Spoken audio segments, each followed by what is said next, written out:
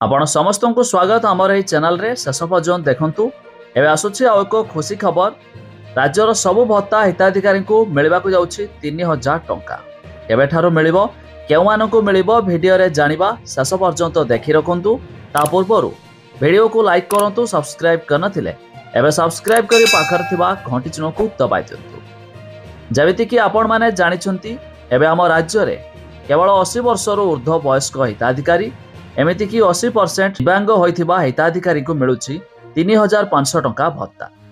एई मध्यरे बाकी थिबा अर्थात 60 वर्षरु अधिक एमिति कि विधवा भत्ता तेबे एमानकु मध्य मिलुछि 1000 टंका हेले खूब शीघ्र मध्य एमानकु बे मिलवाकु जाउछि 3000 टंका।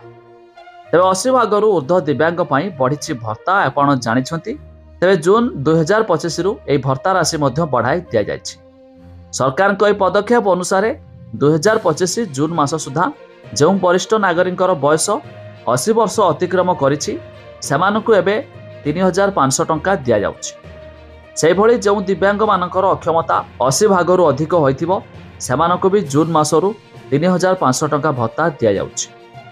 तेबे सरकार को समाज प्रति दायित्वबोध और समस्त पई समान सम्मान और सुरक्षा निश्चित करिबारे अंगीकार को प्रतिफलित करिछि। तेबे खूब शीघ्र विधिवत भावे सरकार घोषणा करने को जाउछंती अर्थात आपण मानकर जो मानकर भत्ता 1000 टंका मिलुछि सेमानकु मध्य 3000 टंका मिलियो बोली सूचना मध्य आसुछि।